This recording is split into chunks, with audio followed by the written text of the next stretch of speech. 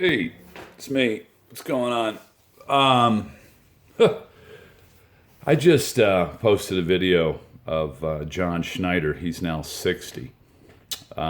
He was Bo Duke in the CBS Classic from 1979 to 1985, the Dukes of Hazzard.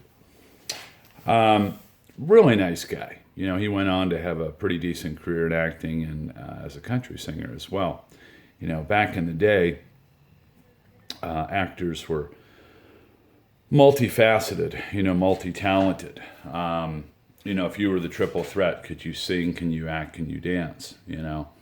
That still kind of held true back in those days. The more you could bring to the table, like a baseball player. I'm a switch hitter. I got great wheels, meaning I can run.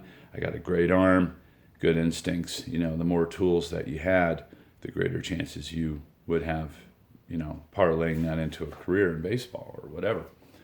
But, I listened to John Schneider, in that little excerpt. And, there's this controversy. I don't know if it's come to pass or not, but they're now trying to take one of the greatest, most fun, wholesome TV shows in American history. And for those people, around my age and a little older, would fondly remember it. Certainly not with the connotations that they're trying to put on things now. But what aren't they trying to put connotations and spins on now? I think it's really disappointing. I mean, we're sitting here we're spending more time trying to rewrite our history than to leave a legacy of a better future. That's what these liberals have done with this country, And once upon a time, I think I would have considered myself more a liberal than a conservative. But seeing the damage that these folks have caused in recent years and what their modus of operandi is, their agendas, to me, I'm finding very distasteful. I don't support a lot of it. And of course, for those of you who don't know what's going on with the Dukes of Hazzard, the car was one of the biggest stars of the show. You had Daisy Duke, played by Catherine Bach, and she designed these shorts for her character, and she was a very shy young woman, in her mid-20s, and when she showed the producers of the show what she thought, a country girl would be wearing in the late 70s, they were wondering if they would get that past the censors, because of how short her shorts were. So they came to a happy medium with her that they would incorporate the short shorts, but she had to wear like a sheer energy pantyhose, that would come up over her waist and go down each leg, and she'd wear heels, right, with it. And, it made her legs look nice, and it reduced the shine of the skin and also made it a little less risque than the bare skin by wearing the pantyhose. So that slid by the watchdogs back then. But of course, to us young men and boys out there who watch that show religiously every Friday night on CBS, we always enjoyed those shots of her working in the boar's nest in the bar, But back then, again, the censors, believe it or not, I think we had more censorship and concerns for things being censored in TVs and movies. Like if you look at the early Friday the 13th, right? You never see the blood and the gore per se. You might see like red dripping, but nothing like we see in horror movies now. So we've become a very hypocritical country, hypocrisy over democracy, right? To what we allow young, impressionable viewers to see. We like to pick and choose, who we attack. But the question here is not, of course, Daisy Duke's shorts, no. But the main stars of the show, which was a 1969 Dodge Charger. Either had a 383 or sometimes the Hemi 440 engine in it, and I got to the point where I could tell which, sound of the engine that was being used in the cars. Because as you know, anytime one of those cars took off in a jump and it landed, sometimes they would even keep it in the shot. You would see the car land and the front and rear end just kind of like crumple, because the front end has the engine, and they would put counterweights in the trunk. So the car, when it took off, didn't just nosedive, so it would soar through the air. But when it would hit, it would just buckle. And of course, that was the end of that car. Stop the filming, get another car that's, amped and ready to go. And they always had, at least a half a dozen ready at any given time to continue the episodes. It wasn't, this car survived those leaps. Absolutely not. At best, you just get a few parts, from what was ever left when that car landed, because the car was totaled. But speaking of the car, of course, the controversy that we're dealing with now, and all these, bleeding heart liberals and their whiny, pissy, moany, snowflake children, and just, we're not happy until we're unhappy, is that on the roof of that car, was a Confederate flag. Now, for anybody who knows their American history, the Confederate flag represented the South, mainly pre, during, and for a while post-Civil War, which was in the 19th century, right? Not the 1960s, but the 19th century, right? Exactly. And it represented a level of pride, a level of independence for the South, who were, as you know, slave owners.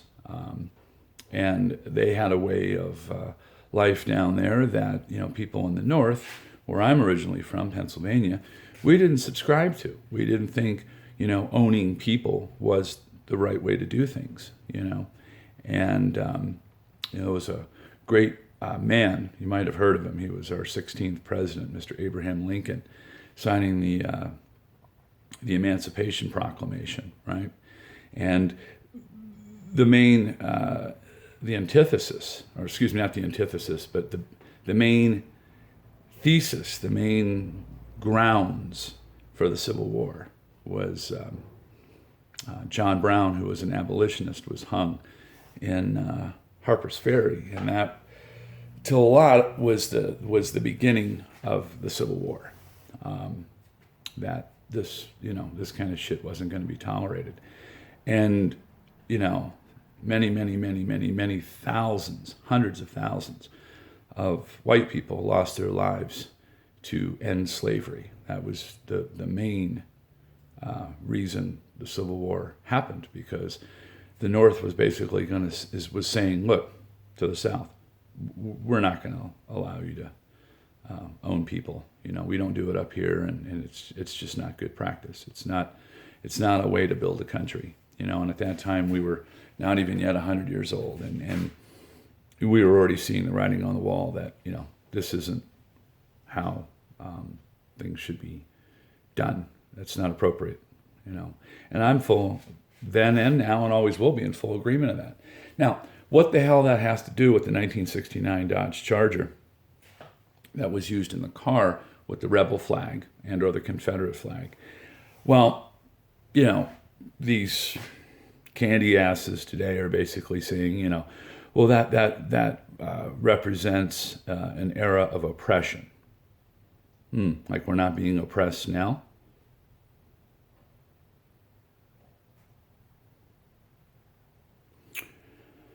Just saying. But, that's a black eye on American history, and that needs to be abolished, and that needs to be wiped out and removed from the history books. And, the South can't fly those flags in front of courthouses and municipal buildings and so forth. And all right, if it makes you feel better, a flag could be looked at as a symbol, right? But does that mean people subscribe to it? today? No.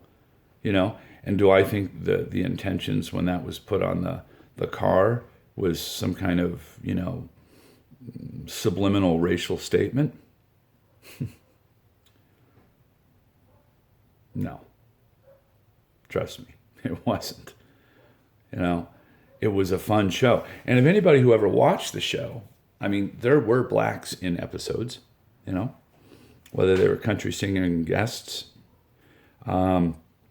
extras, or people who might play in an episode. There was clearly never any stereotyping or separating or being racist. It was a show about just some guys that were, always under the law's thumb. I mean, if you want to talk about oppression, well, Roscoe P. Coltrane and Boss Hogg were certainly oppressing the Dukes and their heritage and their family and stealing from them and taking advantage of them and setting them up, So I think if there was any stereotyping or any form of bigotry, it was clearly the law against just some good folks that meant no harm at all. And they would do everything they could to make things right for them and those around them. So if you know the show, you know the precipice and you know what it was all about. But again, today in these, trying to pick gnat shit out of pepper. So picture that one. There, that's an old South saying. That's like trying to pick gnat shit out of pepper. Right? Is that a racial statement? Pepper's black. No. What it's saying is you're nitpicking. Okay? You're grasping at straws. You're looking for the proverbial needle in a haystack. Okay? You're reaching. It's a witch hunt. It's ridiculous. So, does that mean that we're going to lose this show? Probably.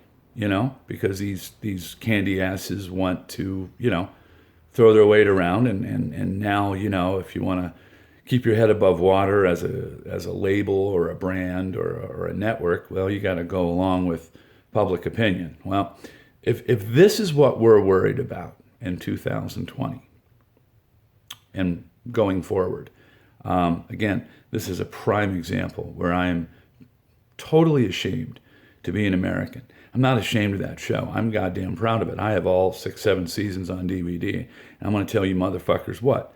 I still enjoy watching it to this day. You know why? Because it beats the crap out of what's on TV today. So, to all you snowflakes and just weak-ass, male and female panty thong-wearing assholes, tell you what, give due diligence, give respect where respect is due, okay? That was a wonderful, wonderful piece of Americana, all right? And how anybody, and they're just limp-noodled, thinking, can take that aside and try to turn a molehill into a mountain. Well, I've been involved in a witch hunt before, and I've been involved of being victim to governments and people turning molehills into mountains. And, it can be done. Trust me, But I think it's a waste of time. I think it's absolutely asinine. I think it's terrible.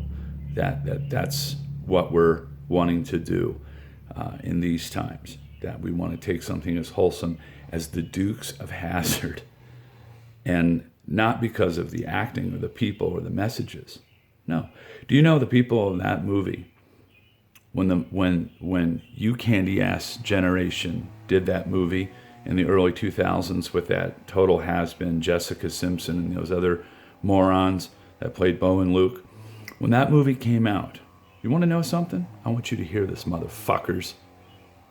Okay? To the younger generations, okay? That movie was so putrid, so ridiculous, so totally against the grain, the script, the basis of the TV show from the late 70s to the mid 80s, that not one star or co-star of the original cast wanted anything to do with that movie, because it was the antithesis of what the TV show was about, meaning the polar opposite. But that's the generation now that wants to attack the flag on the car and wipe the show out for future, adolescence enjoyment. We're pathetic. What do you think? I'd like your opinions. Yeehaw!